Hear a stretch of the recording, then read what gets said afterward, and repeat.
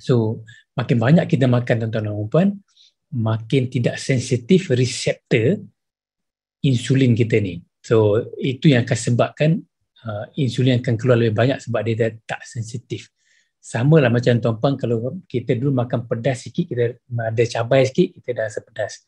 Tapi sekarang ni kita makan letak 3 cili pun, kita makan tak rasa pedas lah. Sebab apa? Sebab kita dah terbiasa. Itu yang saya maksudkan dengan bila insulin reseptor dah familiarize dengan insulin ni, jadi dia akan minta lebih baru dia akan selesa. Sama juga orang yang ambil dadah tuan-tuan dan puan, dia ambil sikit, lepas tu lama-lama dia dah tak okey, jumlah yang sama tu dah tak bagi shock yang sama, dia terpaksa tambah, sampailah jadi overdose. Ini yang berlaku, lepas tu mati.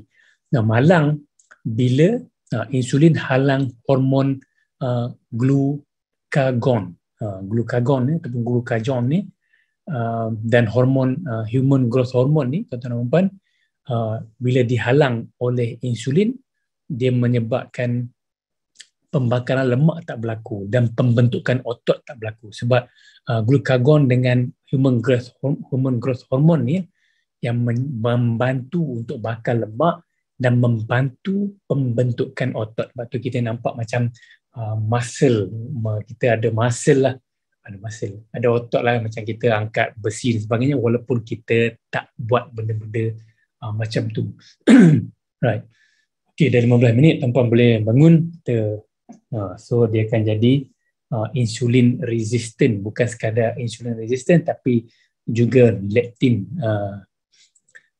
resistant. Saya tunjukkan slide dia tuan-puan supaya tuan-puan boleh tengok 7 factors, health factors ni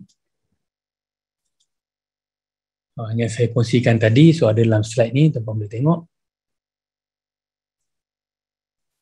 Saya difahamkan tuan-tuan dan puan. Nanti ada rakaman dan tuan-puan boleh akan diberi rakaman daripada program pagi ni, tuan-puan boleh refer, tengok dan sebagainya. Health factor yang kedua tuan-tuan dan puan,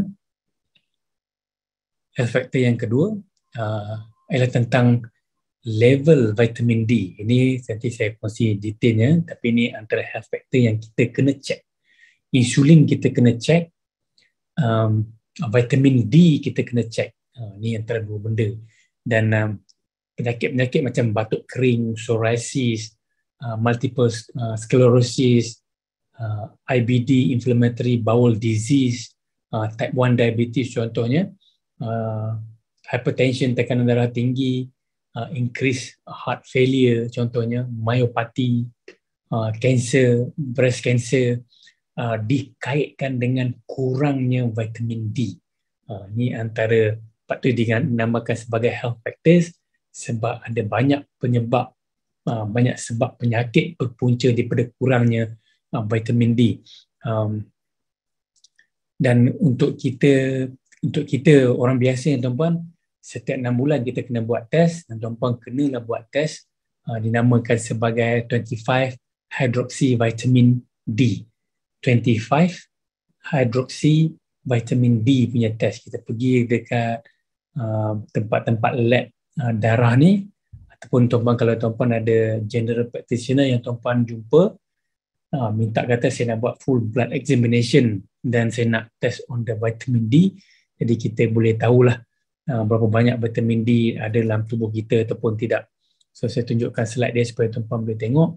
Jumlah yang kita perlu ambil is around 100 to 200 microgram sehari ataupun 400 hingga 800 IU kan. So tuan-tuan dan puan,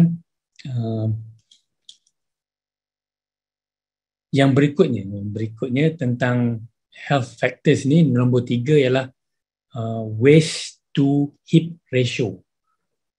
Jadi kita nak tahu kita sihat ke tidak tuan-tuan dan puan, biasanya orang timbang kan, duduk atas penimbang, timbang tengok berapa, lepas tu sakit hati dan sebagainya kan. Salah satu cara, tuan-puan ada measuring tape tak? Measuring tape ada tak? Ada sekarang ke tak? Ada kan? Komiti dah. Jadi cara kita nak tengok tahap kesihatan kita, one of the ways ialah kita guna waist to hip ratio. Waist to hip, hip ni ialah pinggul kan. Waist ni kita punya pinggang. Jadi kalau tuan-puan ada measuring tape, tuan-puan letak measuring tape tu di atas pusat sikit. Atas pusat, letakkan measuring tape, kita tengok saiz kita kat mana. Kan? Lepas tu kalau tuan-puan pernah buat baju kurung, buat seluar dan sebagainya, dia akan ukur dekat bahagian pinggul ni, termasuk bahagian buntut lah kan.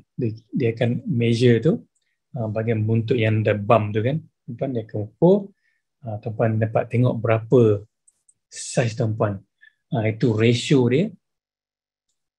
Kita bahagi antara pinggang, pinggul ke pinggang kan ratio. Pinggang yang atas pusat tu dengan pinggul yang dekat buttocks tu kan.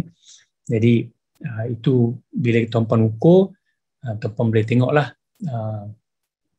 kita punya shape ni macam mana kan.